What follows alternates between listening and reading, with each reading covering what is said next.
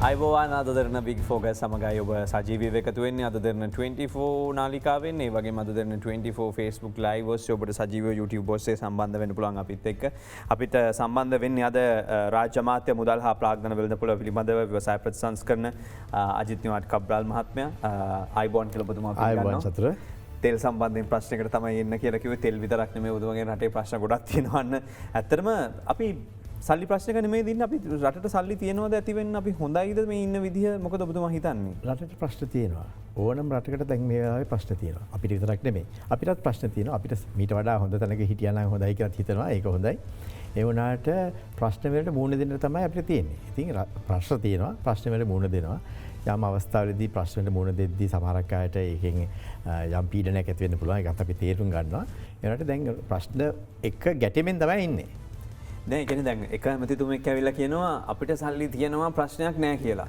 තව ඇමතිතුමෙක් කියලා කියනවා අපිට සල්ලි නැහැ මට තෙල් ටික ගන්න විදිහක් නැහැ මං එහෙට කතා කළා බැංකුවට කතා කළා බැංකුවෙන් කියනවා මට දෙන්න විදිහක් නැහැ කියලා මං කොහොමද තෙල් ගන්න කියලා ප්‍රශ්නයක් කියලා ඇමතුමා තව පිටනක කියනවා. දැන් ඇමතුමා ඇමතිවරු දෙන්නෙක් එකම තැනක ඉඳලා කියනවා අපිට රටේ ප්‍රශ්නයක් නැහැ අපිට පාරවල් හදන්න පුළුවන් සල්ලි තියෙනවා කියලා. එහෙම වෙන්නේ පාරවල් හදනවනේ චතුර. පාරවල් හදනවා ඔබතුමාලා දකින්නවා පාරවල් හදනවා පාලම් හදනවා ඒ ටික කරනවා. ඒක කරන ගමන්ම සල්ලි හැමතිස්සෙම ඕනම කෙනෙකුට සල්ලි කොච්චර තිබුණත් ප්‍රශ්නයක් තියෙනවා මොකද ඒ අයගේ ආයෝජන ඒ අයගේ වියදම් ඒ ආකාරයටම වැඩි වෙනවා ඒ නිසා ඒකේ අපි සාමාන්‍ය සිදුවෙන දෙයක්.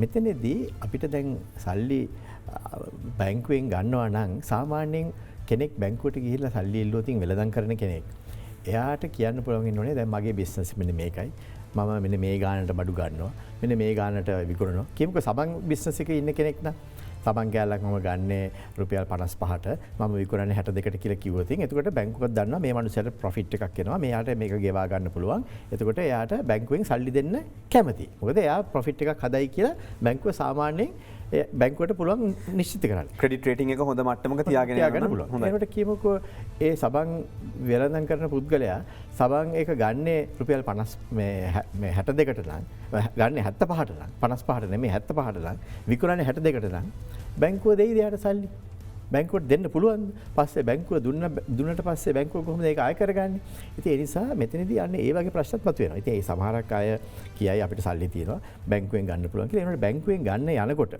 ඕනෑම බැංකුවක් බලනවා මෙයාට නැවත ගෙවන්න පුළුවන්ද කියලා. දැන් ඔබතුමා ණයක් ගන්න ගියොත් සතුට ඔබතුමාගෙන් බැංකුව අහන පළවෙනි ප්‍රශ්න තමයි කීයද ඔබතුමාගේ ආදායම කියලා. එතකොට ඔබතුමා මේ සල්ලි මේ සේව් කරලා තියෙනවද කියලා බලනවා. ඉතිරි කරලා තියෙනවද කියලා බලනවා. ඉතින් එහෙම බැලුවොත් තමයි යම්කිසි පුද්ගලයෙක්ගෙන් තක්සේරුවක් කරන්න පුළුවන්. දැන් අපේ රට ගැන එහෙම තක්සේරුවකට එන්න පුළුවන්ද? ඔබතුමාලා ළඟ දෙන විදේශ සංචිත ප්‍රමාණය මදි වෙනවා මේ අවුරුද්දේ අපේ තියෙන ගෙවීම් කරලා ඉවර කරන්න. ඔව් අපි ඒක කියලා තියෙනවානේ. මේ වෙලාවේ ගෙවීම් කරගන්න පුළුවන්. ඒනට අමාරු තත්ත්වයක් තියෙන්නේ. අපි ඒක නැහැ කියලා කියලා නැහැ. අපි ඩවුන්ග්‍රේඩ් වෙන්නේ මොකුණොත් එකකින්. ඉතින් ඩවුන්ග්‍රේඩ් වෙලා නැතිබුණේ. දැන් මම මහ බැංකුව අධිපතිවරයා හැටියට 2014 දී ඉවර වෙලා යනකොට අපිට තිබුණා සංචිත ඇමරිකානු ඩොලර් බිලියන 8.2ක්. අපි අවුරුදු 5කට පස්සේ නැවත එනකොට අපිට තිබුණේ 7.6යි. 7.6 තිබුණේ තවත් බිලියන 14ක් අපි ණයට අරගත්තට පස්සේ. එතකොට ඒ සංචිත ප්‍රමාණය යම් අඩුපාඩුවක් තියෙන බව ඕනම කෙනෙකුට තේරෙනවා. ඉතින් අපි මොකද කරන්නේ එතකොට? අපි එතකොට ඒ තියෙන ටිකෙන් පරිභාගන කටයුතු කරන්න සිදු වෙනවා. ඉතින් ඒක තමයි දැන් කරගෙන යන්නේ. ඊට වඩා තිබුණා නම් හොඳයි. ඊට වඩා තිබිච්ච නැති එක තමයි ප්‍රශ්නේ. ඒකට ඒ තියෙන ගාණෙන් අපිට ඇවිල්ලා ඔබතුමාලාට ඇවිල්ලා කියන්න බෑනේ අපිට අරක කරන්න බෑ මේක කරන්න බෑ කියලා. ඉතින් ඒ නිසා කරද්දී ඒකෙන් මැනේජ් කරගෙන යන එක තමයි මෙතන තියෙන අභියෝගය. දැන් ඇමතුමනි මට තින් ප්‍රශ්නය දැන් අපි ණය ගෙව්වන් පස්සේ සාමාන්‍යයෙන් ඒ කියන්නේ කැපිටල් එක ගෙව්වන් පස්සේ අපව ණය ගන්න පුළුවන්නේ. ඒතකොට දැන් රටකටත් ඒ තත්ත්වෙමනේ තියෙන්නේ. එතකොට නමුත් අපි බංග්ලාදේශයට යනවා, අපි 200ක් 300ක් ඉල්ල ගන්නවා, චීනෙට යනවා, ඉන්දියාවට යනවා. ඇයි අපි මේ පොඩි කොටස් වශයෙන් ගන්න යන්නේ මේක එකපාර අපිට මේ තියෙන ප්‍රශ්නෙන් ගොඩ එන්න බැයිද 2 බිලියන් වගේ අරගෙන එහෙම නැත්නම් ඊට වඩා ප්‍රමාණයක් කරමු. මොකද අපි දන්නවා කොහොමද ගෙවන්න වෙනවා කියලා අවුරුද්දකට ලොකු ප්‍රමාණයක්. දැන් ওই ප්‍රශ්නෙම චතුර මහා බැංකුවෙන් ණය තේරුම් ගන්න නැද්ද? ඔබතුමාට ඔක තේරෙනවා නම් ඒකට මම ආර්ථික විශේෂඥයෙක් නෙමෙයි නිසා එහෙම ඇහුවට දැන් ඒගොල්ලොත් ඕක තේරෙනවා. ඒකට ගන්න පුළුවන්ද කියන එකනේ ප්‍රශ්නේ තියෙන්නේ. ඒකනේ වැඩි. ඒ කියන්නේ දෙන්නේ නැහැ කියන එක පුළුවන් නෑ. කතා කරන්න පුළුවන්. ඒ වුණාට ගන්නකොට බලනවානේ ක්‍රෙඩිට් රේටින් එක. බලනවා යාට ගෙවන්න පුළුවන් කැපැසිටි එක බලනවා. දැන් අපි ණය අරගෙන තිබුණානේ. බිලියන 14ක්. ඒතර ඒකත් අපි ළඟ තියෙන්නට ඕනේනේ. ඉතින් ඒක නැත්තම් එතනදී යම්කිසි අඩුපාඩුවක් තියෙනවා. ඒක තමයි අපි මේ කියන්නේ. ඒ අඩුපාඩුවත් එක්ක අපි කටයුතු කරද්දී මේ මට මතකයි අපි ඒ කාලෙත් මේ මැලේසියාවෙන් ස්වොප් එකක් කරලා තිබුණා මහ බැංකුව බිලියන 200කට. මිලියන 200කට. දැනුත් බංග්ලාදේශයත් එක්ක ස්වොප් එකක් කරනවා මිලියන 200කට. චීනෙත් එක්ක ස්වොප් එකක් කරනවා මිලියන 1500කට. ඉතින් ඒක ගැටලුවක් නැහැ. ඉතින් ඒ වගේ එකතු කරගන්න පුළුවන්. දැන් ඔබතුමාලා ලොකු channel එකක් වුණාට පොඩි ඇඩ්වර්ටයිස්මන්ට් එකක් දානවනේ. ඉතින් ඒක එපයි අපිට මේක එපයි කියලා කියන්නේ නැහැ නේ චතුර. ඉතින් ඒක ඒ හින්දා ගන්න පුළුවන් ඒවා ගන්නවා. එහෙම අරගෙන ඒකෙන් අපි මේ එක එක අවස්ථාවලදී ගන්න පුළුවන් තැන් වලින් අරගෙන අපේ කටයුතු කරගෙන යන්නට අඛණ්ඩව කරගෙන යන එකේ තමයි ඒකේ තියෙන මේ අවශ්‍යතාවය. අමතෝ අපිට ඩොලර් ප්‍රශ්නයක් තියෙනව නේද? ඔය ඩොලර් ප්‍රශ්නයක් තියෙන ඕනම වෙලාවක ඩොලර් ප්‍රශ්නයක් තියෙන්න පුළුවන්. නෑ එහෙම නෙමෙයි මේ වෙලාවේ ඉතින් ඉන්නකෝ මම ඕනම වෙලාවක ඩොලර් ප්‍රශ්නයක් තියෙන්න පුළුවන්. දැනුත් තියෙන. මොකද දැන් ඔබතුමා නිකන් හිතලා බලන්න චතුර අපිට සාමාන්‍යයෙන් ඩොලර් බිලියන 4.5ක් විතර එනවා මේ ටුවරිසම් වලින්. සංචාරක ක්ෂේත්‍රය. දැන් ඒක එන්නේ නැහැනේ. ඒතර එන්නේ නැති වුණාම ඕනම කෙනෙක්ට තේරෙනවනේ එතන යම් කිසි අඩුපාඩුවක් තියෙනවා කියලා. ඒ නිසානේ අපි ඒකට යම් තීරණ අරගෙන වාහන මේ ආනයනය කිරීම නතර කරලා තියෙන්නේ. ඒ ප්‍රශ්නය තියෙන නිසා. අපි මේ ප්‍රශ්නේ තේරුම් අරගෙන තියෙන නිසා. අපි හදිස්සිය කිව්වනම් නෑ මේක ඕන එකක් නැහැ කියලා කිව්වනම් අපි හිතපු විදිහටම කරගෙන ගියා නම් එන්න ප්‍රශ්නෙට අපි එතකොට උත්තරයක් හොයලා නැහැ. අපි උත්තරයක් හොයලා තියෙනවා. ඉතින් ඒ නිසා තමයි යම් සීමාවක් දාලා තියෙනවා. යම් අවස්ථාවලදී මේ ඩොලර්ස් ගන්නකොට අපි ඒගොල්ලන්ට යම් ප්‍රශ්න අහන්නේ ඒකනේ. ඉතින් ඒව ඔක්කොම කරන්නේ ඩොලර් වලට අපිට යම්කිසි අඩුපාඩුවක් තියෙන නිසා. ඉතින් ඒ අඩුපාඩුව තියෙනකොට අපිට ඒක පිරිමහා ගැනීම සඳහා යම් කටයුතු කරන්න සිදු වෙනවා. ඉතින් ඒක තමයි දැන් මේ කරගෙන යන්නේ. අපි නැහැ කියලා නෑ. එතනදී අපි කෙලින්ම ඍජුවම කියනවා. බිලියන 4.5ක් තිබුණේ නෑ. අපිට සම්පූර්ණයෙන් සාමාන්‍යයෙන් එන ප්‍රමාණයෙන් 20%ක පමණ අලුත් ආදායමක් අපිට හොයාගන්නකම් මේක නැහැ. දැන් ඔබතුමාලා ගෙදරක වුණත් යම් කිසි පුද්ගලයෙකුට ආදායම් මාර්ග 3-4ක් තියෙනවා නම් එක ආදායම් මාර්ගයක් නැතර වුණොත් ජීවන රටාව වෙනස් කරනවා. හරිනේ? ජීවන රටාව වෙනස් කරගෙන යන්න නැතුව බෑනේ. ඉතින් ජීවන රටාව වෙනස් කරලා තිනවා අපි. ඒ නිසා තමයි අපි යම් තැන්වලදී යම් අවස්ථාවලදී අපි ඒක අඩු කරලා තියෙන්නේ. ඔතමක ටූරිසම් සෙක්ටර් එකේ ප්‍රශ්නයක් තියෙනවා කියලා. ඒ කියන්නේ විදේශගත ශ්‍රමිකයන්ගෙන් ලැබෙන මුදලට ලොකු ප්‍රශ්නයක් තිබෙනවද? ඒක කොච්චර ප්‍රශ්නයක් නැහැ. ඒතර වශයෙන්ම එතන බොහෝ දෙනෙක් කතා කරනකොට එහෙම ප්‍රශ්නයක් තියෙනවා කියලා. එතන ප්‍රශ්නයක් නැහැ චතුර. එතන අපිට ගිය අවුරුද්දේ ලැබෙන මුදලට වඩා මේ අවුරුද්දේ 7%කින් 8කින් වැඩි වෙලා තියෙනවා. ඒ නිසා එතන ගැටලුවක් නැහැ. ඒ පැත්ත අපිට හොඳ වෙලාවට එතන ගැටලුවක් නැහැ. අනිත් එක තවත් එක්ස්පෝර්ට්ස් තියෙනවා. එක්ස්පෝර්ට්ස් එච්චර ලොකු අඩුවීමක් වෙලා නැහැ. සමහරක් මාසෙදි කෙටි අඩුවීමක් වෙලා තියෙනවා. ලොක්ඩවුන් කරාම යම් ආකාරයකට අඩු වෙනවා.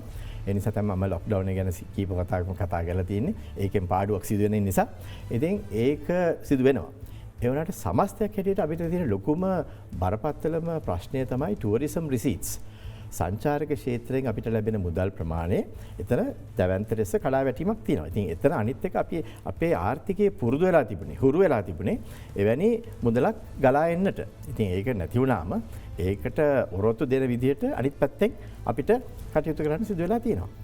දැන් ජනාධිපතිතුමා බලයට ආපු විගස කරපු දේ තමයි මේ බදු සංශෝධනය. එතකොට 2019 අවුරුද්දේ රුපියල් බිලියන 1890ක් වෙච්ච අපේ බදු ආදායම ඊට පස්සේ ගත්තම 1368ට අපිට මේක අඩු වුණා. එතකොට ඒකේ ප්‍රතිවිපාක නෙමෙයිද අපි මේ රටක් විදියට භුක්ති විඳින්නේ මේ තෙල් මිලෙන් හැම තැනකින්ම පිර වෙලා අපි මේ ඒ ගත්ත වැරදි තීරණය නේද අපි මේ අද භුක්ති විඳින්නේ රටේම ජනතාව. ඒක වැරදි තීරණයක් නෙමෙයි. එතන ඒක හරියටම හරි තීරණයක්. මොකද දන්නවද? දැන් අපේ 2019 පුරෝකථනය කළ තිබුණේ රුපියල් බිලියන 2200ක් හම්බ කරනවා කියලා. ඒකට හම්බුනේ 1800යි. ඇයි දන්නවද? ඒ කියන්නේ බදු ප්‍රතිශතය වැඩි කරන්න ආර්ථිකය සංකෝචනය වෙනවා. බොහෝ දෙනෙක් ආයෝජනය කරන්නේ නැහැ. ඒ නිසා තමයි ප්‍රතිපත්තියක් හැටියට ජනාධිපතිතුමා කිව්වේ මම බදු අඩු කරලා ඒ මුදල ජනතාවටම එන්න තියාගන්න ඕයි කියලා. ඒතර ඒ අය ආයෝජනය කරලා බිස්නස් වැඩි වෙලා රජයට ලබා ගන්න පුළුවන් වෙන බද අර බිස්නස් වැඩි වීම නිසා අපිට නැවත ලබා ගන්න පුළුවන් ඒක තමයි න්‍යායය තිබුණේ. ඒකට එතන අවස්ථාවකට 2020 වසරේදී අපිට මේ කොවිඩ් වසංගතය ආව. එතනදී ඒ නිසා එතන අඩුපාඩුවක් සිදු වුණා. කොවිඩ් වසංගතයත් එක්කම තිබිච්ච විදිහටම මේ බදු ප්‍රතිශතයක් ගෙවුවා නම් අද ජනතාව ඉන්නේ ඉතාමත් අසරණ තත්ත්වයක. ඉතින් හොඳ වෙලාවට ඒක ලිහිල් වුණා. එතනදී අඩුපාඩුවක් සිදු වුණා අපි ඒක පිළිගන්නවා. ඒ වුණාට ඒක නොසිතුණා නම් අපිට ඊට වඩා ලොකු දැවැන්ත ප්‍රශ්නයකට යනවා. අනිත් එක තමයි පොලි අනුපාතය අඩු කිරීම. පොලි අනුපාතය අඩු කිරීම ඔබතුමාලාට මතකයි 2018 19 කාලේදී පොලිය කිව්වේ 14යි 15යි 20යි. දැන් අඩු වෙලා තියෙනවා තනි ඉලක්කමට. තනි ඉලක්කමට අඩු වුණාම කොච්චර ලොකු වාසියද කියලා බලන්න. කවුරු හරි කෙනෙක් ලක්ෂ 10ක මේ ණයක් කරන් තිබුණා නම් චතුර එයා ඒ කාලේ ගෙව්වා 14ක් නැත්නම් 18ක්. ඒ කියන්නේ ලක්ෂ 10ක් කරගත්තා නම් 1,80,000ක් ගෙවන්න තිබුණා 18ක් නම්. දැන් ගෙවන්නේ 8යි නැත්නම් 9යි. එහෙනම් 90,000යි ගෙවන්නේ. ඒතර 90,000ක් ඉතුරු වෙනවා. ඉතින් ඒ වගේ වෙනසකුත් ප්‍රතිසංස්කරණයකුත් බොහෝ දෙනෙකුගේ වැඩ කටයුතු වල සිදු වුණා. ඒ ජනාධිපතිතුමා ඒ ගත් තීරණවල තිබිච්ච ප්‍රතිවිපාක නිසා. ඉතින් ඒ නිසා මම හිතන්නේ ඒ ලිහිල්භාවය ඇති වුණා. ඒක ඉතාමත්ම වැදගත්. ඒක ඇති වුණේ නොවුණා නම් ඊට වඩා ලොකු දැවැන්ත අර්බුදයකට රට යනවා. රටේ ජනතාව යනවා. ඒකෙන් ජනතාවට ඒ බර උහුලන්න උනේ නැහැ. ඒ වුණත් ඒකෙන් රජයට යම් කිසි පාඩුවක් සිදු වෙනවා. ඒකත් අපි තේරුම් ගන්නට අවශ්‍යයි. ඒක අපි පියවගෙන තියෙනවා යම් ණය ගැනීම වෙලා තියෙන. ඒකට අපි ණය අරගෙන තියෙන හැමතිස්සෙම අඩු පොලියට. ඒ නිසා බජට් එකට තියෙන බර ආයවැයට ලැබිලා තියෙන බර ඒ ආකාරයෙන් අපිට අඩු කරගන්නත් පුළුවන් වෙලා තියෙනවා චතුර. මම මේකේ තව ප්‍රශ්න කිහිපයක් තියෙනවා අතුරු ප්‍රශ්න. නමුත් මම මේ ඛනිජ තෙල් සම්බන්ධ ප්‍රශ්නට එන්න ඕන හින්දා ඔබතුමා හිතන විදිහට මේ වෙලාවේ මේ තෙල් මිල වැඩි කිරීම සාධාරණද අසාධාරණද නැත්නම් මේක කරන්නම වෙනවද? මේක මම කියන විදිහට කරන්නම වෙනවා. මෙතනදී ඒකේ හේතුව තමයි චතුර තෙල් මිල අපිට හුදෙකලාව තෙල් මිල දිහා විතරක් බලන්නට බෑ. තෙල් අපි ආනයනය කරන්නට අවශ්‍යයි. අපි තෙල් බිඳුවක්වත් මේ රටේ නැහැ. ආනයනය කරනවා නම් අපි ඒකට විදේශ මුදල් ගෙවන්නට අවශ්‍යයි. විදේශ මුදල් ගෙවනකොට අපිට ඒකේ අපේ සංචිත වලින් අඩුපාඩුවක් වෙනවා. අපිට විදේශ මුදල් උපයෝගී කරගන්නට වෙනවා. ඒත් එක්කම ලෝකයේ තෙල් මිලත් වැඩි වෙනකොට ඒකෙන් යම් ප්‍රතිඵලයක් පාඩුවක් අපිට සිදු වෙනවා. දැන් තෙල් සංස්ථාව මේ අවුරුද්දේදී පමණක් බිලියන 45ක අලාභයක් ලබලා දිනවා මේ වෙනකොට මේ පළවෙනි මාස 5 තුලදී. තව දිරට ගියා නම් එතකොට කවුද මේ පාඩුව පියවන්නේ? එතකොට කවුද LC එකක් ඕපන් කරන්නේ? තෙල් ගේන LC එකක් ඕපන් කරන්න ගියාම බැංකුවට බැංකුව බලනවා මේ තෙල් ඕපන් මේ LC එක ඕපන් කරන්න එන මේ ක්ලයන්ට් මේ ගනුදෙනුකරුවා කොහොමද යාගේ බිස්නස් එක කරන්න කියලා. එතකොට බැංකුවක් හැටියට වෙන සම්බන්ධයක් තිබුණ නැත්තම් කොහොමද ණයක් දෙන්නේ ඒගොල්ලන්ට මේ LC එකක් ඕපන් කරන්න? එතකොට ඒ ණය දීලා බැංකුවට යම්කිසි ප්‍රශ්නයක් මතුවුණා නම් එතකොට කවුද ඒකට වග කියන්නේ? දැන් මම ඒ ගැන අපි ජනතාවට කියන්නට අවශ්‍යයි. මොකද මේ වගේ දේවල් සිදු වුණාම අපිට තෙල් සංස්ථාව පමණක් නෙමෙයි ඒකට දුර්වල වෙන්නේ. අපේ බැංකු පද්ධතිය දුර්වල වෙනවා. බැංකු පද්ධතිය දුර්වල වෙලා අපේ ආර්ථිකය දුර්වල වුණා නම් එතකොට ඒකට කවුද වග කියන්නේ? අපිට තව මාස 6කින් ඔහම ගිහිල්ලා අපිට LC එකක් ඕපන් කරන්න බැරි නම් අපි තෙල් ගේන්නේ කොහෙන්ද එතකොට? නමුත් ඔවම ප්‍රශ්නයක් වෙන්නේ නැහැ කියලා දැන් ඔබතුමාලා කිව්ව මිල ස්ථායීකරණය සම්බන්ධයෙන් විශේෂ ගිණුමක් ආරම්භ කිරීම. එතකොට ඒ වේලාසන අඩු වෙච්ච වෙලාවෙ ලැබිච්ච ලාභෙ වෙනම ගිණුමකට යවලා. ඉතින් ඒ ප්‍රශ්නේ වේලාසන කළමනාකරණය කරගන්න විදිහක් තිබුණා නේද? තිබුණා කියන්නේ මෙහෙමයි. ඒ වෙලාවේ අඩුවීම සිදු වෙනකොට අපි ඒකේ ටැක්ස් එක රජය ගත්තා. එතකොට ඒ රජයේ ඒ වෙලාවේ ටැක්ස් එකක් ලබා ගත්තේ නැත්තම් ඒ වෙලාවේ එතකොට රජයේ අනිත් වියදම් පියවන්නේ කොහොමද කියලා අපි බලන්න එපේ. ඉතින් බිලියන 138ක් වියදම් කරලා තිනවා කොවිඩ් සඳහා අලුතෙන්. මිලියන නෙමෙයි බිලියන 138ක් දැනට වියදම් කරලා තිනවා. ඒත් එක්කම අර සියලුම මේ ණය පහසුකම් ලබා දෙනකොට අලුතෙන් ණය ලබා දීලා තිනවා බිලියන 168ක් 104 පොලියට. ඒකේ සබ්සිඩි එකක් එනවා. ඒවට කවුද ගෙවන්නේ? එතකොට ඒ වගේ දැවැන්ත මුදල් කන්දරාවක් ගෙවන්න සිදු වෙලා තියෙනවා. ඉතින් මෙතනදී අපි බලන්නට අවශ්‍යයි මුළු පද්ධතියම අපි අමාරුවේ දාලා. මහා බැංකුව කියනවා මේ පැත්තෙන් මහා බැංකුව තමයි රටේ ආර්ථික උපදේශක රජයේ. ඒතර ආර්ථික උපදේශක ඇවිල්ලා අපිට කියනවා රජයට මෙතනදී අනිවාර්යයෙන්ම තෙල් මිල වැඩි කරන්නට අවශ්‍යයි කියලා. එතකොට ඔබතුමාලා පස්සේ අපෙන් අහුවතින් මෙහෙම උපදේශකයෙක් තියෙද්දි මෙහෙම ලියුමක් කියවලා තියෙනවා මහා බැංකුවේ අධිපතිවරයා. ඊට පස්සේ ඒකත් නොතකා මේක අඩු කිරුවේ නැහැ. දැන් ඉතින් ලොකු අර්බුදයකට වෙලා තියෙනවා. අපිට LC එකක් ඕපන් කරගන්න බැහැයි කියලා කිව්වනම් අපි දෙන උත්තරේ මොකද්ද? චතුර. එතකොට දැන් අපි ඒව තීරුම් ගන්නට අවශ්‍යයි චතුර. මොකද මේ වෙලාවේ අපිට ගන්න තියෙන තීරණ ගත්තේ නැත්තම් සතුර අපිට එතකොට ලොකු අර්බුදයකට යන්න වෙනවා. ඉතින් අර්බුදයට නොයා තෙල් මිල අපි වැඩි කරලා තියෙනවා. ඔව් ඒක ඇත්ත. අපි ඒකට අනිත් පැත්ත රටවල් බලන්න. අනිත් රටවල් වල කොහොමද තෙල් මිල වැඩි තියෙන්නේ කියලා. අපිට දැන් අපේ රටට වඩා මේ අඩුව ඒක පුද්ගල ආදායම් තියෙන රටවල්. ගන්න ඉන්දියාව. ඉන්දියාවේ ඩීසල් ප්‍රයිස් එක අද වෙනකොට ශ්‍රී ලංකාවට වඩා දෙගුණයකට වඩා වැඩි. දැන් ශ්‍රී ලංකාවේ ඩොලර් 7.56යි ඩීසල් ප්‍රයිස් එක. ඉන්දියාවේ 1.23යි. අපේ රටේ ඒක පුද්ගල ආදායම මේ 4000ක් විතර වෙනවා. ඉන්දියාවේ 2100යි. ඒතර ඒ රටවල් අපිත් එක්ක තරඟ කරන රටවල්. ඒ රටෙත් ඒ වගේ තියෙන. බංග්ලාදේශයේ තියෙන ඩොලර් 77යි. ඒක පුද්ගල ආදායම 1940යි. පාකිස්තානයේ ඒක පුද්ගල ආදායම 1410යි. ඒකට ඩීසල් මිල අපිට වඩා වැඩි. $7 7.71යි. ඉතින් මේවෙන් පෙනෙන්නේ අපි අසාධාරණ විදිහට වැඩි කරලා නැහැ. මේ ගණනය කිරීම නම් පොඩි වෙලා තියෙනවා. ඔබතුමා මම දැක්කා ඔබතුමාගේ Twitter එකේ මේක දාලා තිබ්බා. ඒතකොට ඉන්දියාවේ ගත්තොත් ඩොලර් එකට ගෙවන්නේ 73යි ඒගොල්ලන්ගෙන්. ඊට පස්සේ මෝල්ඩිව්ස් වල 15යි, බංග්ලාදේශ වල 84යි, පාකිස්තාන වල 155යි, 117යි, නේපාල් වල, භූතාන් වල මේ ඇවිල්ලා මේකේ මේ විනිමය අනුපාත වෙනස් වීම මේ ඔක්කොමත් එක්ක ඔබතුමා එහෙම හදලා පුළුවන් ඕනනම් පෙන්වන්න මෙහෙම කියලා නෑ. නෑ එහෙම කියලා නෙමෙයි. මේ මම ඩොලර් සිලින් දීලා තියෙන්නේ චතුර. මම දීලා තියෙන ඩොලර්ස් වලින්. එතකොට එහෙ ඩොලර්ස්ුත් එකයි මෙහෙ ඩොලර්ස්ුත් එකයි. ඉන්දියාවේ තියෙන ඩොලර්ස් ඇමරිකාවේ ඩොලර්ස් ලංකාවේ තියෙන ඩොලර්ස්ුත් ඇමරිකාවේ ඩොලර්ස්. මේ ඔක්කොම දීලා තියෙන ඇමරිකාවේ ඩොලර්ස් වලින්. නමුත් ඔබතුමා Twitter එකේ දාලා තිබ්බේ Twitter එකේ දාලා තියෙන රුපියල් වලින්. ඔව් ඒක තමයි මම ඒ ගණන නම් අවුලක් තිබ්බද මේ ඔබතුමා කියන්නේ මේ නෑ නෑ ඒක අවුලකුත් නෑ. ඒක සාධාරණීකරණය කරන්නම අමාරුයි නේද ඒ උනාට. නෑ ඒක මම සියලුම ගනුදෙනු මම පරිවර්තනය කළ තිබුණේ ඒ වෙලාවේ අපේ රුපියල් වලට. අපේ ජනතාවට තේරුම් ගන්න ලේසි වෙන විදියට. එතකොට ඉන්දියාවේ 262ක් හරි මං හිතේ ඒ වගේ ගාණක්. ලංකාවේ 111ක්. ඉතින් ඒ වගේ පෙන්නලා දෙන්නේ රුපියල් වලින්. රුපියල් වලින් දුන්නම මම දැක්ක එක එකනා කියලා තියෙනවා මේවා රුපියල් ඒකේ කොහොමද සංසන්දනය කරන්න කියලා. ඒ නිසා තමයි අද ඒ රුපියල් වලින් දුන්න ෆිගර්ස් ඔක්කොම ඒ රටේ ෆිගර්ස් රුපියල් වලට පරිවර්තනය කරලා දාලා තිනවා බලන්න. මෙතනදී මම පරිවර්තනය කරලා තියෙන ඩොලර් වලට ඩොලර් අනුව දුන්න මේ ෆිගර්ස් තමයි මේකේ තියෙන්නේ. මේකේ කිසිම ඉලක්කම් විද්‍යාවක් නැහැ. මේකේ තියෙන්නේ ඩොලර්ස් වලින් එක වෙලාවක අපිට මේ ෆිගර්ස් ටික දෙන්න පුළුවන්. නැත්නම් රුපියල් වලින් දෙන්න පුළුවන්. නැත්නම් ඉන්දියාවේ රුපියල් වලින් දෙන්න පුළුවන්. මම ඒක පැහැදිලිවම කියලා තුන මගේ Twitter message එකේ මේවා දෙන්නේ ශ්‍රී ලංකාවේ රුපියල් වලින් කියලා. ඉතින් මෙතනදී අපි ශ්‍රී ලංකාවේ රුපියල් ගැන අමතක කරමු. ගැටලුවක් නැහැනේ. ඒකේ මේක බලන්නකෝ. ඒතර මේකේ ඩොලර් වලින් ඉන්දියාවේ ඒක පුද්ගල ආදායම ඩොලර් වලින් දුන්නේ. එතකොට ඉන්දියාවේ ඒක පුද්ගල ආදායම වලින් ඩොලර් වලින් 2100යි. අපේ 4000යි. මම මේ සාධාරණීකරණය කරන්නේ නෙමෙයි. මම කියන්නේ මේක තමයි යථාර්ථය. මේක තමයි යථාර්ථය. එතකොට ඉන්දියාවේ ගෙවන්නේ ඩීසල් වලට 1.23ක් ඩොලර් වලින්. අපි ගෙවනවා ඩොලර් වලින් 7.56ක්. ඉතින් ඒකෙන් පෙනෙන්නේ අපේ ප්‍රයිස් එක සතුර භාගයයි. භාගයට වඩා අඩුයි.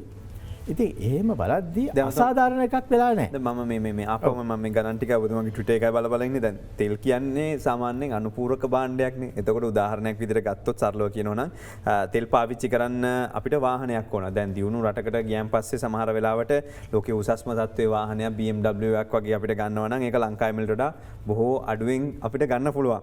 නමුත් ලංකාවේ තෙල් මිල සාපේක්ෂව වැඩි මිලක් වෙන්න පුළුවන් විශේෂයෙන්ම ලංකාවේ එකට වඩා. දැන් වාහනේ වුණත් ඒ වගේ. දැන් ඉන්දියාවට ගිහිල්ලා බැලුවොත් අපිට පොඩි කාර් එකක් ගන්න පුළුවන් ලංකාවේ තියෙනට වඩා 4න් එකක් අඩු මිලකට. ඉතින් මේ මිල ඔහොම සමාන කිරීම ටිකක් සාධාරණ වෙන්නේ නැහැ නේද? එහෙනම් ඔබතුමා කැමතිද අනිත් පැත්ත හරවන්න ඒක? දැන් ඉන්දියාවේ තියෙන ප්‍රයිස් එක අපිට දීලා අපේ ප්‍රයිස් එක ඉන්දියාවට දෙමු. කැමතිද? ඔයා කියන්නේ ඒක. ඒක උත්තර දෙන්න ඊට පස්සේ මම උත්තර දෙන්නම්. නෑ සතුර. මෙතන අපි බලන්නට ඕනේ. අපි දැන් සාකච්ඡා කරන සබ්ජෙක්ට් එක අපි බලන්නට අවශ්‍යයි. ඒ ප්‍රයිස් එක මොකක්ද? අපි දැන් ඒකනේ සංසන්දනය කරන්නේ. අපි වාහන ගැන සංසන්දනය කරනවා අපිට ඒක වෙනම කතා කරන්න පුළුවන්. ඒක ගැටුවක් නෑ. අනිවාර්යයෙන්. මෙතනදී අපි සාකච්ඡා කරන්නේ තෙල් මිල ඩීසල්. ඩීසල් කියන්නේ ලෝකේ හැමතැනම ඩීසල්. ඉන්දියාවේ ඩීසල්, මෙහෙත් ඩීසල්, පාකිස්තානයේ ඩීසල්, හැමතැනම ඩීසල්. ඉතින් ඩීසල් ප්‍රයිස් එක චතුර අතන මෙච්චරයි. ඒ රටේ 1.23යි. අපේ 7.56යි. ඉතින් එහෙමනම් අපිට කියන්න සිදු වෙනවා ඉන්දියාවේ ප්‍රයිස් එකට වඩා අපේ ප්‍රයිස් එක භාගයකට වඩා අඩුයි කියලා. ඒක කියමුකෝ. ඊට පස්සේ කිව්වට පස්සේ අපි බලනවා හරි ඉන්දියාවේ එහෙමනම් සල්ලි ගොඩාක් තියෙන මිනිස්සු ඉන්නවා ඇති ඒ නිසා ඒක ප්‍රශ්නයක් නැහැ කියලා. මට ඕක මම කිව්වම ඇමරිකාව ගැන මට මම දැක්ක ට්විටර් එකේ කෑම ගහලා තිබුණා. එතන මම මේ තර්කය ගත්තේ ඇමරිකාව සංසන්දනය කරන්නේ මම ඒ වෙලාවේ කිව්වේ ඇමරිකාව ඒ වෙලාවේ මම කිව්වේ තෙල් නිෂ්පාදනය කරන රටක් බවට කිව්වේ. ඔයිල් ප්‍රොඩියුසිං කන්ට්‍රි එකක්. ඒතර ඔයිල් ප්‍රොඩියුසිං කන්ට්‍රි එකක වුණත් තෙල් මිල අපිට වඩා වැඩි කියන එක තමයි කිව්වේ. ඒක වෙන විදිහකට කවුත් එක එක අරන් ඒ ගැන විවේචනය කරලා ඒක මට ගැටලුවක් නැහැ. ඒකට මෙතනදී ඉන්දියාවේ ඒක පුද්ගල ආදායම අපේ වගේ භාගයයි. එතකොට ඒ අයට තියෙන පීඩනය ඊට වඩා වැඩි. මම කියන්නේ අපි ඒ තරම්ම ගිහලා පීඩනේ දාන්න ඕනේ කියලා. මම ඒතර නෙවෙයි තර්කේ. මම මේ පැහැදිලි කරන්න හදන්නේ අපේ රටේ තියෙන ප්‍රයිස් එක චතුර එච්චර ලොකු ප්‍රශ්නයක් තියෙන ප්‍රයිස් එකක් නෙමෙයි. මම ඒක ආපහු මම දැනුවත් වෙන්න අහන්නකෝ මේ ප්‍රශ්නේ. එතකොට බ්‍රෙන්ට් එකෙන් ගන්නවයි WTA එකෙන් ගන්නවයි එහෙම නැත්නම් අපි අනිත් පැත්තට අපි ගන්නේ සිංගප්පූරු මිලත් එක්ක ගන්න. එතකොට මේ තුනෙන් රටවල් තුනක් තෙල් අරගෙන මේක සංසන්දනය කරන එක හරියද? ඔබතුමා හිතන විදිහට. ඔව් දැන් එක එක රටවල් එක එක විදිහට තෙල් මේ පාවිච්චි කරනවා. ඒකට ලෝකයේ තියෙන ස්ටෑන්ඩඩ් එකක් කියලා. ඒක අපි බලන්නේ අපි ඩොලර්ස් වලට හැම එකක්ම පරිවර්තනය කරන්නේ අපි දැන් per capita income එක ඒක පුද්ගල ආදායම අපි හැම රටකම ඩොලර් වලින් ප්‍රකාශ කරන්නේ චතුර. එතකොට අපිට පුළුවන් කියන්න මෙන්න මේකයි මේ සංසන්දනය කරන්න පුළුවන් වෙන විදිහට. දැන් මෙතනදී Brent ද WTI ද ඒ විවිධ ආකාරයට ගත්තට පම්ප් ප්‍රයිස් එකක් කියලා තියෙනවා. පම්ප් ප්‍රයිස් එක කියන්නේ අර පෙට්‍රල් ගහන තැන කීයද ගාණ. ඉතින් ඒක ගත්තම එතකොට ඒ රටේ ප්‍රයිස් එක හැටියට අපි ඒක ගන්න පුළුවන්. මොකද එතකොට ඒකේ මේ ඉන්ටර්ප්‍රිට් කරන්න ඒක පූර්වගතනය කරන්න අරෝමයෝ කරන්න අවශ්‍යතාවයක් නැහැනේ සතර. මේකේ ඊළඟ කොටස තමයි ඔබ සමහර විට මේක කේන්තිය ගන්න පුළුවන් මේ ප්‍රශ්නය අහුවෙන් පස්සේ දැන් ඔබ හෙජින් කියපු ගමන් මතක් වෙන නමක් තමයි කබ්‍රාල් කියපු ගමන් අනිත් පැත්තටදී ඔබතුමා මේක කිව්වා. ඔබතුමා කරපු වෙලාවේ හැම වෙලාවෙම මිල ඉහළ යාගෙන ගියා. දැන් මිල පහළ ගිහිල්ලා තිබුණා පහුගිය කාලේ. ඔබ දැන් මොකද හිතන්නේ මේ හෙජින් ගැන? මම හිතන්නේ දැන් තිබුණා නම් ඔබතුමාලා ලොකු වාසියක් ගන්න. ඒ වුණාට ඒක යෝජනා කෙරුවයි කියලා මඩ ගහලා තවමත් මඩ ගහලා මම දැකලා තියෙනවා ගොඩක් දේවල් කියලා තියෙනවා. ඒක එතකොට මේ රටවල් මේවා ඇවිල්ලා සංකල්ප. මේවා ඇවිල්ලා ලෝකයේ පිළිගත් සංකල්ප. අඩු වෙන වෙලාවක බොහෝ දෙනෙක් ඒවා පාවිච්චි කරනවා. වැඩි වෙච්ච වෙලාවක සමහරක් වෙලාවට ප්‍රශ්නයක් වෙන්න පුළුවන්. දැන් අද ගොඩක් දෙනෙක් කියනවා අපරාධේ මේක මේ ඩොලර් 40ට තිබුණා නම් හෙජ් කරන්න තිබුණයි කියලා කියනවා. මම දැක්ක විශේෂඥයෝ කීප දෙනෙක් කියලා තියෙනවා. ඒ අය 40ද කිව්වේ නෑ ඒක. හදිසිය 40ද අපි කෙරුවයි කියමුකෝ. දැන් 70 වුණාම ඔක්කොම අපුඩි ගහනවා හරි හොඳයි මේ හරි සන්තෝෂයි මේක ඔන්න 70ට ගියා. මේගොල්ලෝ හරි විශේෂඥයෝ මේක 70ට ගිය වෙලාවේ මේගොල්ලෝ 40ට ගත්තා. 20ට ගියා නම් මොකද කියන්නේ? එහෙනම් මොකද ඔබතුමාත් අහන්නේ මොකද? අනිවාර්යෙන් අහනවා ඔබතුමා මේ කරපු අයියෝ මොන කරපැඩි මොන කොච්චර මෝඩ වැඩක්ද කිරුවේ. ඕක මේ තේරෙන්න එපයි මේ කොවිඩ් එකෙන් මේක තවදුරටත් පල්ලෙහා යනවා කියලා තේරුම් ගන්න එපයි. දැන් ඔය 40ට මොකද හෙජ් කිරුවේ? දැන් 40ට නේ ගන්නේ. දැන් ගන්න තිබුණානේ 20ට කියලා කෑකෝ ගහන්න නැද්ද? ඔබතුමාත් ওই ප්‍රශ්නේ අහන්නේ නැද්ද? අහනවනේ. අනිවාර්යෙන්ම අහනවා. ඉතින් ඒ නිසා තමයි මේ රටේ ඒව දේවල් කරන්න බෑ. ඒක කෙරුවොතින් පස්සේ බොහෝ දෙනෙක් ඉන්නවා පස්සේ ඕක ගැන කතා කරන්න. මට දවසක් අරවින්ද දිසිල්වා කිව්ව කතාවක් මම මතක් කරලා දෙන්න තප්පරයක් දෙන්න. අපි ප්ලේන් එකේ යනවා. අරවින්ද දිසිල්වත් මගේ ළඟ වාඩිලා හිටියේ. එතකොට ඔව් දෙක්නෙක් ඇවිල්ලා යාට කතා කරන්න ගියා. එතකොට කතා කරලා පස්සේ මම ඇහුවා මේ මොකද්ද මෙච්චර ලොකුවට මේ කතා කිව්වේ කියලා. නෑ මේ ගවර්නර් මේ මට කියනවා මම අර පාකිස්තාන මැච් එකේ ගහපු ෂොට් එක වැරදි කියලා. මට වසීම් අක්‍රම බෝල් කරද්දි මට තියෙන තප්පර කාලයි ඩිසයිඩ් කරන්න මොන ෂොට් එක ගහන්නේ කියලා. අර මිනිස්සයා මේක ටීවී එකේ තියා බලලා දවස් 5කට පස්සේ ස්ලෝ මෝෂන් එක බලලා කියන්න පුළුවන් මගේ ෂොට් එක වැරදි කියලා. ඉතින් මම මොනවද කියන්නද කියලා. ඒ වගේ තමයි බොහෝ දේවල්. හෙජින් එක කියන්න පුළුවන්. අද ඔබතුමා අහනවා වගේ ඔව් මේක වැඩි වුණා. දැන් අපරාධනේ මේක කරන්න තිබුණා කියලා කියයි. ඔබතුමා විතරයි මේ විශේෂඥයෝ කියන්නේ. ඔබතුමාට ඒකේ විශේෂඥ දැනුමක් නැහැනේ චතුර. ඉතින් මම දොස් කියන්නේ නැහැ ඔබතුමාට. ඒකට ඒ වගේ දැන් කියන්න පුළුවන්. ඒකට ඒ වෙලාවේ කියන්න බෑ. ඒ වෙලාවේ කියන්න ඕනේ ඒ තරම් බැට් කරන මිනිස්සයා. එයා තමයි ඩිසයිඩ් කරන්නේ අරවින්ද තමයි ඩිසයිඩ් කරන්නේ මොන ෂොට් එකද ගහන්නේ කියලා. ඉතින් ඒ නිසා එතනදී මම හිතන්නේ එහෙම දැනුවත් වීමක් ඒ දැන් ඒකට දැන් අපිට විශේෂඥ දැනුම නැහැ. නමුත් හෙජින් විශේෂඥයන්ගේ දැනුම ඕන වෙන්නේ අන්න එතකොට. ඔව් ඉතින් ඒ විශේෂඥයන්ගේ දැනුම හරහා තමයි මේවා යෝජනා කරලා තිබුණේ. ඊට පස්සේ ඒව කෙරුවෙත් එයාගේ යෝජනා අනුව. ඊට පස්සේ ඔකට වග කියන්නේ කවුද? වග කියන්නේ කවුද? දැන් හදිසියේ සෙජින් කරලා තිබුණා නම් දැන් කවුද ඔකට වග කියන්නේ එතකොට? ජනාධිපතිතුමා ඇයි මේක කෙරුවේ කියලා අහයි. උතන ඇමතිවරු හිටියා නේද? ඒගොල්ලෝ ඇයි මේක කෙරුවේ කියලා අහනවා. විශේෂඥයන් ගැන ඒතර කතා කරන්නේ නැහැ නේ සතුරු. ඒතර විශේෂඥයන් අමතක වෙනවා. ඒතර මතක් වෙන්නේ මෙතන ඉන්න ටෙලිවිෂන් එකේ ඉන්න පුද්ගලයා. එයාට තමයි ඊට පස්සේ චෝදනා කරන්නේ. ඉතින් ඒ නිසා දැන් මේ වෙලාවේ ඕවා කරන්න කවුරුත් ඉදිරිපත් වෙන්නේ නැහැ. ඒක තමයි යථාර්ථය. ඔබතුමත් බයයි දැන් ආයෙ මමත් බයයි. මම මොකටද ගිහලා ඕකට අත දාන්නේ? ඊට පස්සේ බැනුම් ගහන්නේ. ඕක අඩු වුණා නම් ඔබතුමාලා සන්තෝෂ වෙයි. වැඩි වුණා නම් දොස් කියයි. ඉතින් කවුද ඕකට ගිහලා කරන්නේ? දැන් සෙන්ට්‍රල් බැංක් එකේ ඉන්න කෙනෙක් ඔබතුමා කියන්නේ ඕක කරන්න ඉදිරිපත් වෙයිද? මට කියන්නේ ඉදිරිපත් වෙයිද කියලා. ඔබතුමා එතන හිටියා නම් ඉදිරිපත් වෙනවා. දැන් ඔබතුමාට ආපු චෝදනාවල හැටියට වෙන කවුරුත් කරන්නේ නැහැ අනිවාර්යයෙන්. කරන්නේ නැහැ. ඒක තමයි වෙන්නේ. ඒක තමයි වෙන්නේ. මම ඒ කාලේ මේ කරුණත් මට කියන්න ඉඩ දෙන්න. ග්‍රීක් බොන්ඩ්ස් වෙලා අපි ඉන්වෙස්ට් කරුවයි කියලා මේ කෑ ගැහුවනේ. තාම ඒ සම්බන්ධ චෝදනාවක් තියෙනවා. ඒ වසරේදී සතුට අපි හම්බ කරුවා ඒ වසරේදී මිලියන 430ක් ඩොලර් වලින්. මිලියන 430ක්. අර අවාසියත් පියවලා. ගිය අවුරුද්ද හම්බ කරුවේ කීයද කියලා කියන්නේ? මිලියන 100ට වඩා අඩුයි. මිලියන 100ට වඩා අඩුයි. ඇයි මිනිස්සු බයයි දාන්න සල්ලි. ඉතින් එතකොට 300ක් අඩුවෙන් මිලියන 300ක් අඩුවෙන් අවුරුදු 10කට හැම අවුරුද්දෙම 300ක් අඩුයි කියලා කියන්නේ බිලියන 3ක්. ඔය කතාව නිසා. බිලියන 3ක් අහිමි වෙලා තියෙනවා.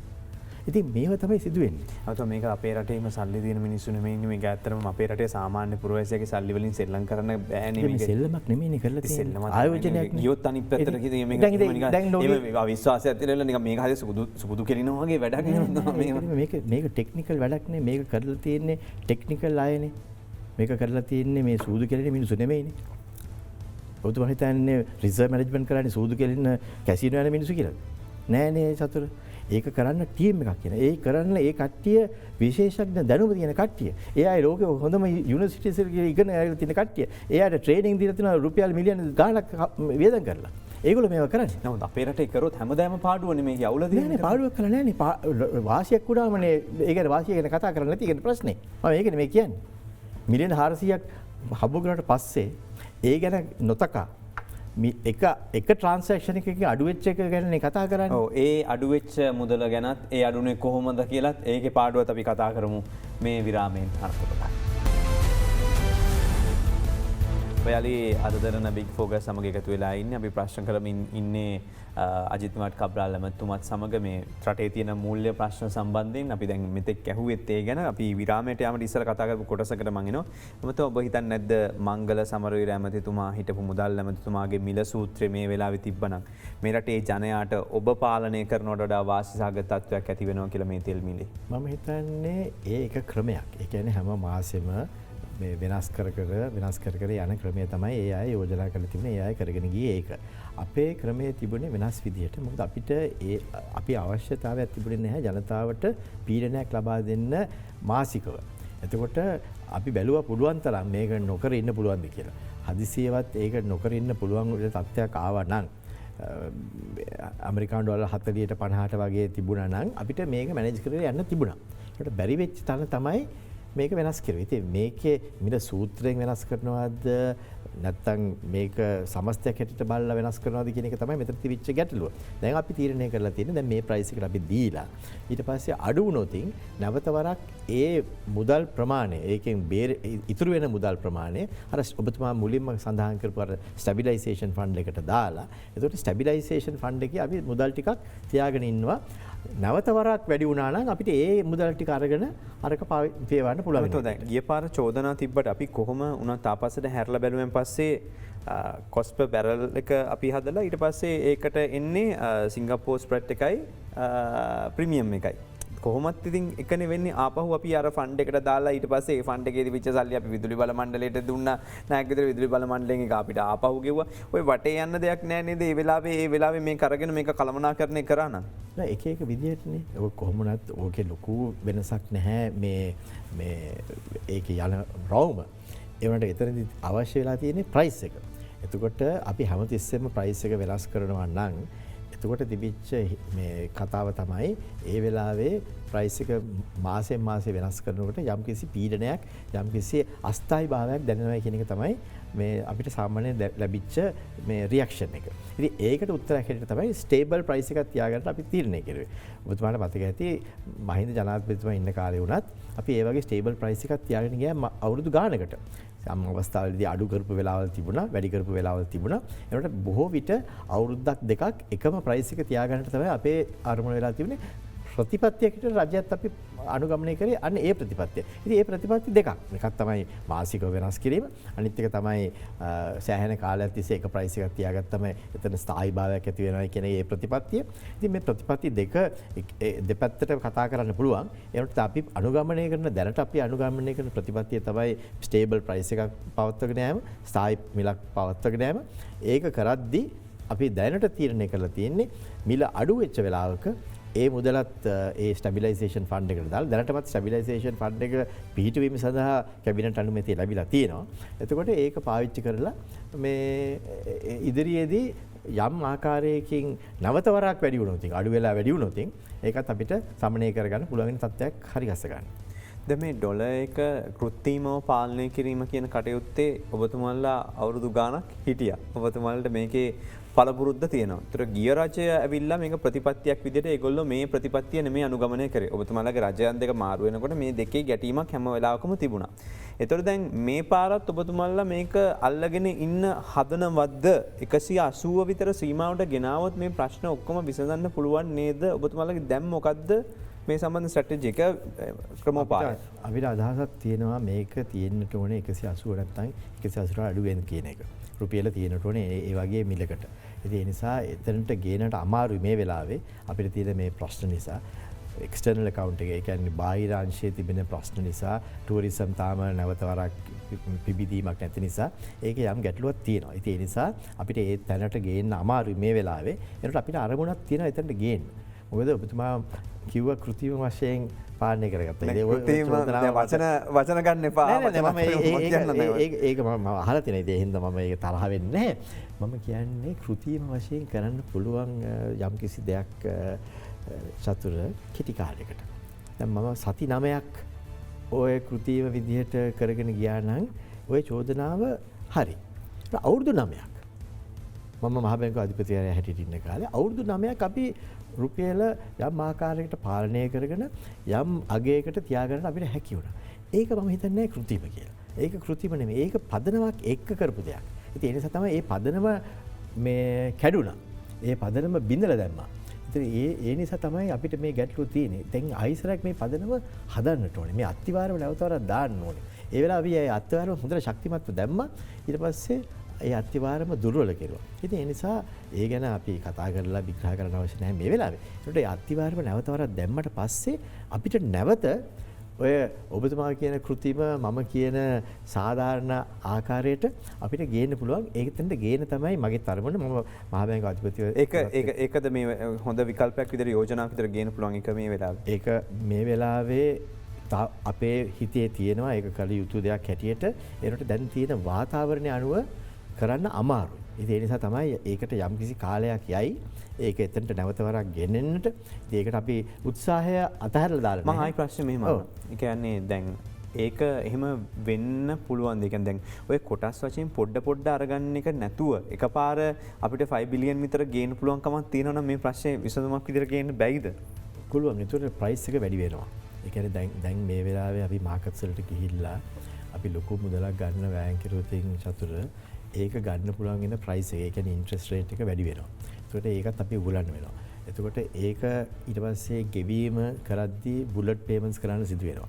ඉතින් ඊට වඩා හොඳයි. ඒකේ වාසිය එන්නේ නැද්ද අනික් පැත්තෙන් මේ විනිමය අනුපාතය එහෙම මොකද හිටපු අගමැතිතුමා කියන 300ට යයි කියලා ඩොලර් එක මේ විදිහට ගියොත් එහෙම වෙයිද? එයා කියන්නේ ඒ ඔය කතාව මම අහලා තිනවා. එයා කියනවා මිටිස්රිනුත් සතුර මිටිස්රිනුත් ඔය ESP plus එක ගැන එයා කතා කරද්දී එයා කිව්වා මේ ලක්ෂ 6කට මේ ජොබ්ස් නැති වෙනවා කියලා කිව්වා. බලන්න ඒ කාලේ කියපු කතාව. ජොබ්ස් නැති වෙනවා කියලා කිව්වා රුපියල ඩබල් වෙනවා කියලා කිව්වා ඒ කාලේ. ඒ නිසා ඒවා එකක්වත් සිදු වෙන්නේ නැති වෙනවා අපි පාලනය කරගත්තා. ඒක වෙන කතාවක්. ඒත් මෙතනදී ඒ කතාව අපි අතහරලා දාලා බැලුවොත් මේ වෙලාවේ අපිට රුපියලට පීඩනයක් තියෙනවා. ඔව්. ඒකට පීඩනය හරිගස්ස ගැනීමට විවිධ ක්‍රම උපාය පාවිච්චි කරන්න පුළුවන්. ඒ නිසා තමයි ඔබතුමා දකින්න ඇති අපි අලුත් ස්ට්‍රැටජි එකක් හැටියට කිව්වා. දැන් මේ පෝට් සිටි එකේ ලෝ එක ගේනකොට අපි ඒක කිව්ව මේ චතුර අපිට තියෙනට ඕනේ කියලා non debt inflows. ඒ කියන්නේ ණය නොවන මුදල් ගලායම් වලට අපි ඉඩ දෙන්නට අවශ්‍යයි කියන එක. ඉතින් ඒ නිසා තමයි අලුත් නීතියක් ගෙනල්ලා පෝට් සිටි එක හරහා අලුත් ගලායම් වෙන්නට අපි කටයුතු කරන්නේ. එතකොට IT සෙක්ටර් එකට වෙනම අපි මේ ඉන්සෙන්ටිව්ස් දීලා එතනින් ඒක වැඩි කරගන්න හදන්නේ. ඒ ඔක්කොම කරන්න හදන්නේ චතුර ඒ අර ණය වෙනුවට ණය නොවන ආදාය මාර්ග රටට ගලායන්නට කටයුතු කිරීමට. ඉතින් ඒ නිසා අපි අලුත් ආයෝජන වලට ඉඩ දෙන්නට බොහොම ලොකු උත්සාහයක් දරනවා. අපි දැන් රටවල් රාශියක් එක්ක කතා කරගෙන යනවා. සමහර විට ඒවා අපි හිතනවට වඩා ඉක්මනින් සිදු වෙන්නත් පුළුවන්. ඒවා සිදු වුණොත් අපේ රටේ මේ දැන් තියෙන ප්‍රශ්නේ ඔබතුමා ඒක අප්‍රෝච් කරන විදිහ මට ගැටලුවක් නැහැ. ඒ උත්තරේ හරි. ඒකට ඒ උත්තරේට එන්න වෙන වෙන ක්‍රමවේදල් තියෙනවා. ඉතින් ඒ ක්‍රමවේදත් අපි අතහැරලා නැහැ. ඒකයි මම කියන්නේ. 5 බිලියන් දැම්ම හම්බුණා නම් සම්පූර්ණයෙන්ම වැඩේ ගොඩ. ඒ වුණාට 5 බිලියන් ගන්න එක ක්‍රම තියෙනවා. මේ වෙලාවේ 5 බිලියන් ගන්න ගියොත් එකවරට එක තැනකින් ඒක සෑහෙන ලොකු පීඩනයක් වෙන්න පුළුවන් ඉදිරියට. ඉතින් ඒව ගැන අපි හිතන්න ඕනේ. මොකද ඒක විශේෂඥයන්ුත් හිතලා බලලා අපි දැන් විවිධ ක්‍රමවේද හරහා විවිධ කොටස් වශයෙන් ගන්න බලන්නේ ඒකයි. එතකොට මේකේ අවුරුදු 2-3ක් යයි සමහරක් වෙලාට ඒ 5 බිලියන් ගෙනෙන්න. මොකද ඒක ලේසි නෙමෙයි. දැන් පෝට් සිටි එක හදන්නම යන්නේ 1 බිලියන්. 1.3 බිලියන් යන්නේ මේ මුළු earthworks වලට. ඉතින් ඒ කියන්නේ ඒක ලොකු මුදලක්. ඉතින් ඒ වගේ මුදල් එනකොට අපි ඒකට මේ වාතාවරණය සකස් කරන්න මම කියන්නේ අවුරුද්දේ රිපේමන්ට් එකයි බැලුවෙන් පස්සේ අපිට තියෙනවත් එක්ක බැලුවම එකපාර ගෙනාවොත් මේක ස්ථාවරයකට ගේන්න බැයිද කියලා අපි අපි පිටින් බලන ආර්ථික විශ්ලේෂකයෝ දෙන්නේ මම මේ අහන්නේ නිකන්. ඒක ඇත්තටම මේ යෝජනාවක් හැටියට හොඳයි. ඒනොට ඒක ක්‍රියාත්මක කිරීමේදී යම් යම් වෙනස්කම් සිදු කරන්න වෙනවා. මොකද 5 බිලියන් ඩොලර්ස් අපිට ගේන්න අවශ්‍යයි. ඔබතුමා කියන එක හරි.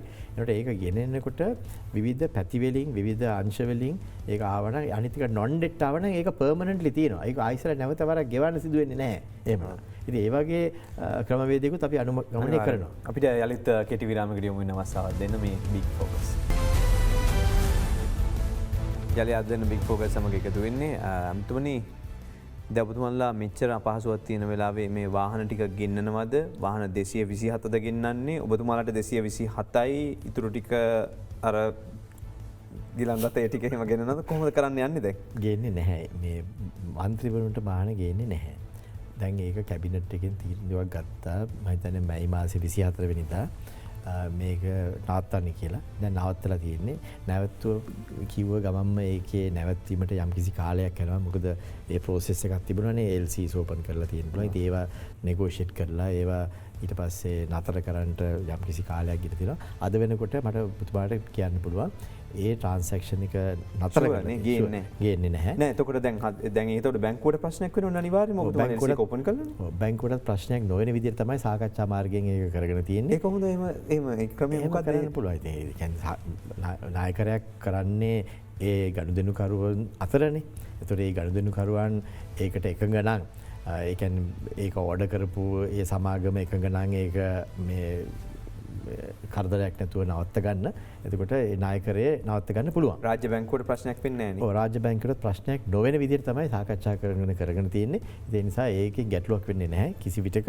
ඒ වුණාට ඒක නතර කරපු එක මට දැන් මේ කියන්න පුළුවන් කන්ෆර්ම් කරන්න පුළුවන්. එතකොට කවුද මේ වගේ මෙච්චර මිනිස්සු අමාරුවෙන් ඉන්න වෙලාවක ඔය තීරණය ගත්තේ ඇත්තට?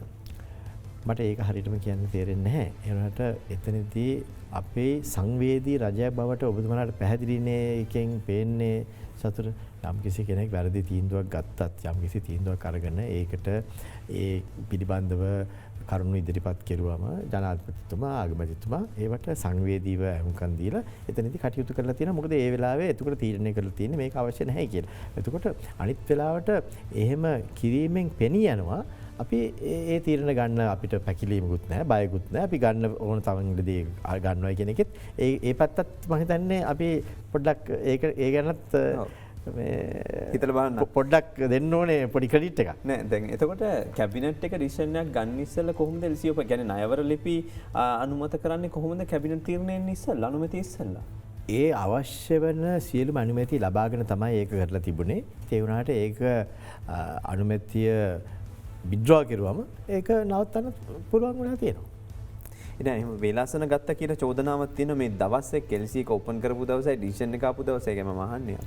නෑ මට හරියටම ඒකේ දින බකවානු මට කියන්න තේරෙන්නේ නැහැ. ඒ වුණාට මම කියන්නේ ඒක LC එක ඕපන් කරන්න ඉස්සරින් LC එක ඕපන් කරන්න ඉස්සරින් මුදල් අමාත්‍යාංශයේ අවශ්‍ය වෙන සියලුම මේ අනුමැතියන් ලබාගෙන තමයි ඒක කරලා තියෙන්නේ. ඊට පස්සේ නැවත වරක් කැබිනට් මණ්ඩලයේ තීරණය කළා මේක කළ යුතු නැහැයි කියලා. ඒතකොට ඒ ගැනත් ඒ දිශන එකත් ක්‍රියාත්මක කිරීමට ඉතාමත් වැරදි තීන්දුවත් ඔබතුමාලගේ විසඳුමත් ඔබතුමාලගේ. නෑ මෙහෙමයි. වැරදි තීන්දුවක් නෙමෙයිනේ. තීන්දුව ගත්තනම් හරි ක්‍රමයට ඒක වැරදි තීන්දුවක් නෙමෙයි. රටක් වෙනුවෙන් තීන්දුව ගන්න පුළුවන්. තීන්දුව ගැනීම පස්සේ තමයි කියන්නේ මේ වැරදිද නැද්ද කියලා. දැන් ඔබතුමා අදහුවේ සමහරක් දේවල් වැරදිද නැද්ද කියලා. ඒ වගේ තීන්දුව ගන්න වෙලාවේ ඒක හරි වෙන්න පුළුවන්. ඊට පස්සේ තීන්දුව පස්සේ බලද්දි වෙනස් වෙන්න පුළුවන්. මට කෙටි වෙලාවක් තියෙනවා. මම කෙටි ප්‍රශ්න කීපයකට නමන ගොඩක් ප්‍රශ්න තියෙනවා. දැන් ජනාධිපතිතුමා මේ ඉන්ධන නිකුත් කිරීමත් එක්ක කිව්වා පෞද්ගලික අංශයේ මේ ඉලෙක්ට්‍රික් රථ වාහන මෙන්ම තුම්රිය හැකි තාක් දුරට ක්‍රියාත්මක කරන්න ත්‍රිරෝද රථ ඉලෙක්ට්‍රික් එන්ජින් ලබා දීම මේ වගේ දේවල් එක්ක තමයි මේ තීන්දුව ගත්තේ කියලා. මේතර කොයි කාලෙද මේක මේ ඉලෙක්ට්‍රික් ඒක වහාම දැන් ක්‍රියාත්මක කරනවා. මොකද ඉලෙක්ට්‍රික් වාහන ගැනීම ඒකයි ඒකත් එක්කම ඉලෙක්ට්‍රික් වාහන ගෙනලා ඒක තෙල් වලින් නිෂ්පාදනය කරන ඉලෙක්ට්‍රිසිටි වලින් ඒකට මේ ලබා දෙනවා නම් ඉන්ධන වගේ ඒකට විකල්ප ලබා දෙනවා වැඩක් නැහැ නේ. ඒ නිසා තමයි පුනර්ජීවනය වෙන මේ රිනියුබල් එනර්ජි සෝසස් වලින් ඒක පාවිච්චි කරන්න බලාපොරොත්තු වෙන්නේ. අන්න ඒ නිසා තමයි එහෙම කිරුවොත් තමයි මේ වැඩේ හරියටම සාර්ථක වෙන්නේ. ඊට පස්සේ ප්‍රශ්න දෙකක් යනවා. මම එකක් තමයි ඔබතුමාගේ විෂය පත්‍රය තමයි මේ රාජ්‍ය ව්‍යවසාය ප්‍රතිසංස්කරණ කියන කොටස ඇතුළත් වෙන්නේ. එතකොට මේකේ කියනවා දැන් කියනවා රාජ්‍ය ව්‍යාපාර ගොඩනැගිලි කිහිපයක් කොළඹ කොටස් වල පොළේ ලයිස්තු ගත කරන්න යනවා කියලා. මොනවද මෙතන ලයිස්තු ගත කරන්න බලාපොරොත්තු වෙන ව්‍යාපාර? ඒ ව්‍යාපාර ටික මම හිතන්නේ ලයිස්තුව තියෙනවා. මම කෙටියෙන් මේ කියන්න යන්නේ. ඒකේ අදහස තමයි මේ ගොඩනැගිලි වල ඇත්ත වශයෙන්ම තිබෙන වටිනාකම අපි මේ ලබා ගන්නට නම් ඒවා ප්‍රතිසංස්කරණය කරලා ඒවට මුදලක් ආයෝජනය කරලා ඒවයින් ඒ විශේෂිත ආදායම ලබා ගන්නට අවශ්‍යයි. දැන් ඔබතුමාට මතකනේ රේස් කෝස් එක. දැන් රේස් කෝස් එකේ තිබිච්ච විදිය මතකයිනේ. ඒක හැදුවේ නැත්තම් ඒවකට හිටපු ආරක්ෂක ලේකම්. ඒවකට ඒක හැදුවේ නැත්තම් අද තාමත් ඒක ගරා වැටිලානේ තියෙන්නේ. ඉතින් ඒක හොඳට හදලා ඒකෙන් ප්‍රයෝජන කරගෙන ඒකෙන් දැන් රෙන්ට් එකක් හම්බ වෙනවා. ඒ නිසා එතන යම්කිසි ආර්ථිකමය ක්‍රමවේදයක් සිදු වෙනවා.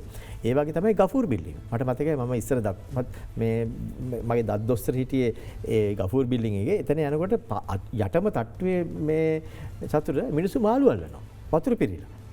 ඉතින් ඒ බිල්ඩිම දැන් ප්‍රතිසංස්කරණය කළා අවුරුදු 20කට පස්සේ.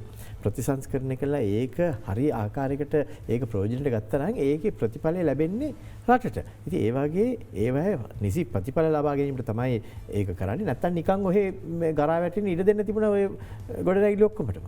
ඉතින් එහෙම නොවෙන්න එහෙම නොවි ඒවා පාවිච්චි කරලා ඒවැය යම්කිසි ආදායමක් ලබා ගන්න පුළුවන් විදිහට ප්‍රතිසංස්කරණය කිරීම මම හිතන්නේ ඉතාමත්ම හොඳ දෙයක්.